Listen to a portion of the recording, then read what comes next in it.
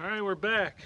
Today we're going to be cutting out mortise and mortise housing for the wall post that's going to go in the bottom of this. We're going to lay out our braces. There's going to be 2 braces on this tie beam.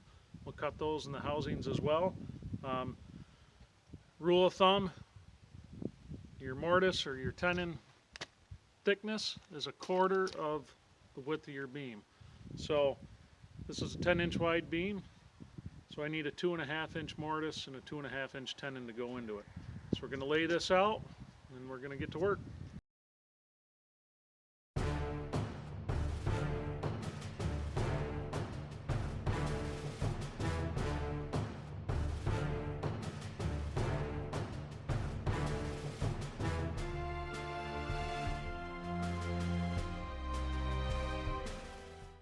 Alright, so we got it laid out. The mortise is laid out. The housing's laid out. Mortise is running this way. So we're going to get the chain mortiser set up. This is a 7301 Makita chain mortiser. You could buy these used. They're about $1,000 no matter what you do used.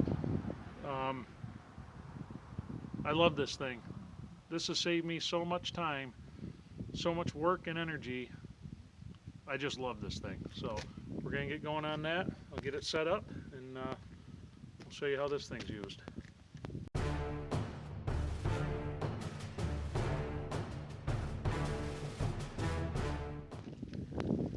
When you're doing your mortises for anything that's going to tie into another beam, you want that mortise a little bit deeper than the depth of that tenon. So you want to have a little bit of room for shrinkage in there. If you put it in tight to the top of that tenon, as your beams shrink, you're going to be lifting things up. You're going to have gaps in there. If you keep a little bit of space, I like to keep about 1/2 inch in there, you won't run into that, because we're working with green timbers, things are going to shrink. So we'll get this running.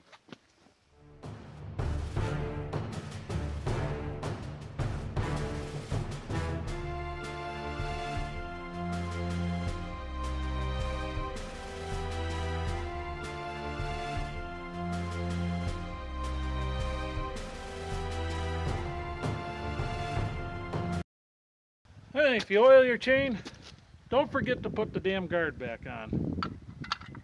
You look real smart when it comes flying off and get your hand or something.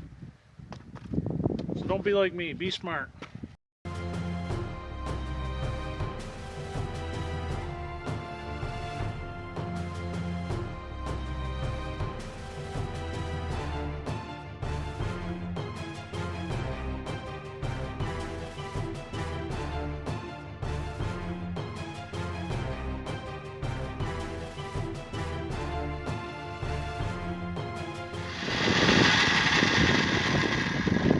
Notice I keep tilting that head after I make my second cut.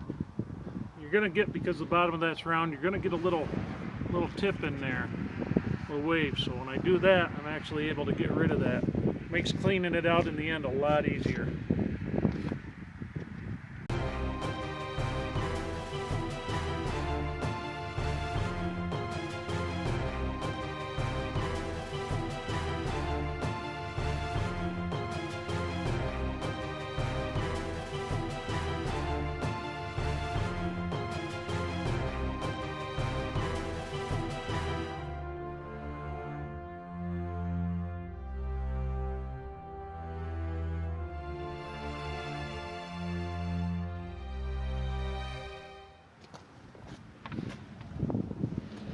Now if you're going to buy a chain mortiser, if you're looking to go with a Makita, I found this one out of Denmark. It's the best price I could find on it. I thought it was a 7401 with the wide clamp on it that goes up to 12 inches. It was not. It only did like a 6-inch beam. So I had to do some modification to this. I had to buy the clamping kit, part of it for the 7401L chain mortiser. So what ended up happening is this part right here, the rod for the 7401 is a lot bigger than this. So I was only able to use the longer clamping bar that you see that this lever works on. So it's kind of a pain in the ass. if you could see me fiddling with it a little bit in the video. If any of you guys have one of these, they work really well, but what you really want to watch, this guy right here, you want to make sure this thing is free to move if you have to do this modification to it, because otherwise what happens, it jams up, you can't tighten it down, you end up wearing out some of your linkage parts. Again, ask me how I know, because I did it. So just a little piece of advice, if you're looking to buy one of these, I definitely try to get the 7401L. It's going to make your life a little bit easier.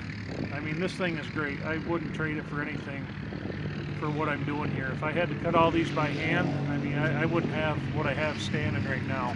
So we'll go from there. And I guess somebody decided to ride the frickin' four-wheelers today. So you can hear some of them in the video too. So now we're gonna hit the housing.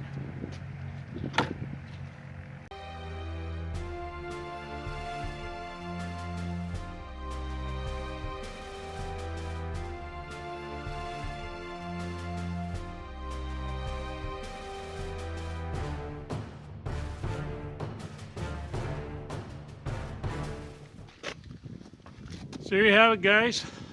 We got a mortise for a wall post and the housing for the wall post. So next time out, we'll be laying out the rafter, or excuse me, the brace pockets and mortises for the braces, and I'll show you how we do that.